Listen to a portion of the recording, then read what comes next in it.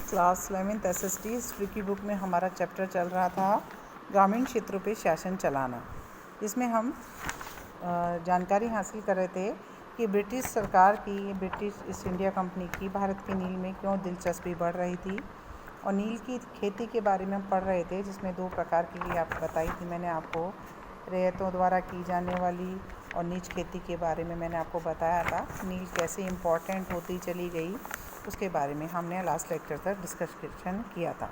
आज हम पढ़ते हैं बेटा कि नील का उत्पादन कैसे होता था, कि नील की जो खेती है उसको किस प्रकार से किया जाता था, किस प्रकार नील को जो असली रूप आप देखते हैं वो किस तरीके से वे आती थी। एक चित्र दिखाया गया है जिसमें ये बताया गया है कि नील के खेतों के पास ही नील का कारखाना बना लिया जाता था। यहाँ पे चित्र दिया गया है 1863 का विलियम स्पीसन का द्वारा बनाया गया, जिसमें आप देख रहे होंगे ध्यानपूर्वक। तो देखिए एक लाइन से होद बनाए गए हैं, 3 4 5 कुंड बना रखे हैं। ये कुंड अलग अलग कार्यों के लिए प्रयोग में लिए जाते हैं, और इनका जो स्तर होता है वो भी कंपैरेटिवली एक से नीचे दूसरा, दूसरे से नीचे तीसरा, इस तरीके से होता है। और वर्कर्स आपको यहाँ काम करते हुए दिखाई दे रहे हैं। लंबे लंबे आपने देखे होंगे डंडे हैं, और मीटर वाट लगा हुआ है। मीटर वाट का मतलब होता है एक किण्वन अथवा संग्रह पात्र होता है जिसमें इसको इकट्ठा किया जाता है। और ये होद बना रखी हैं, इस होद के अंदर इनको अलग अलग चरणों में रखा जाता है जिससे ये नील उत्पादित होती है।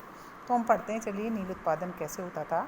नील गांव में आमतौर पर बागान मालिकों की फैक्ट्रियों के आसपास ही होते थे। नील गांव कहाँ होते थे?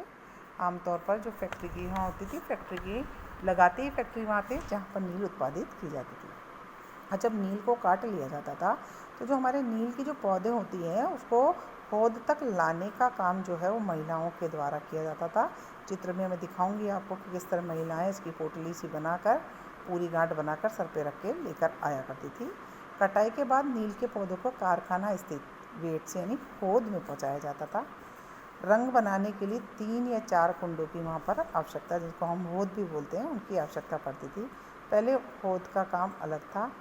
पहले प्रत्येक होद का अपना अपना डिफरेंट काम था। नील के पौधों से पत्तियाँ तोड़कर पहले एक कुंड में गर्म पानी में कई घंटों तक डुबाया जाता है। ठीक है, इस होद को किण्वन या स्टीपर कुंड भी कहा जाता है।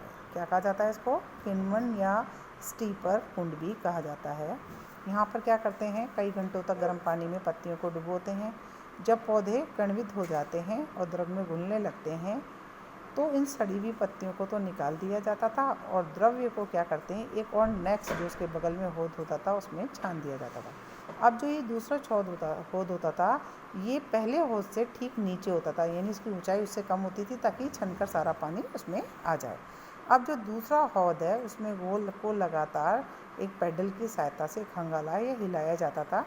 आपको एक चित्र में दिखाऊंगी जिसमें मजदूर लगभग 8 घंटे से भी ज़्यादा समय उस नील के अंदर कमर तक भरे घोल के अंदर खड़ा रहता है और उसको क्या करता रहता है, हिलाता रहता है।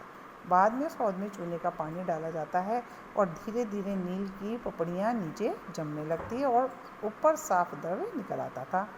द्रव्य को छानकर अलग कर लिया जाता था और नीचे जमी हुई नील की गाद, नील की लुगदी को दूसरे कुंड यानी निथारण कुंड में डाल दिया जाता था। इसके बाद उसे निचोड़कर बिक्री के लिए सुखा दिया जाता था।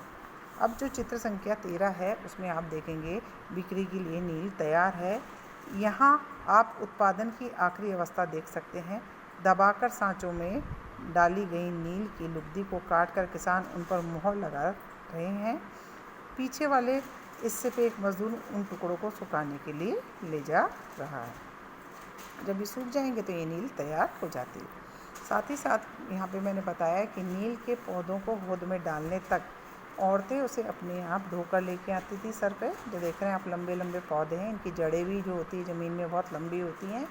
फिर होद को हिलाने वाला जो व्यक्ति है उसके लिए भी बताया गया है कि जो मजदूर होते थे कि गोल को हिलाने के लिए इस्तेमाल होने वाले पैडल लेकर खड़ा हुआ है। लगभग 8 से भी ज़्यादा घंटे ये कमर तक भरे नील के गोल में खड़े रहते थे और उसको हिलाते रहते थे।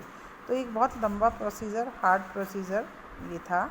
आपको मैंने पहले भी बताया था कि नील की खेती के लिए बहुत उपजाऊ भूमि की आवश्यकता होती है, और वह हमारी जो धरती है, भूमि है खेतों की, उसकी उर्वरक क्षमता को करीब करीब पूरा निचोड़ कर लेती है।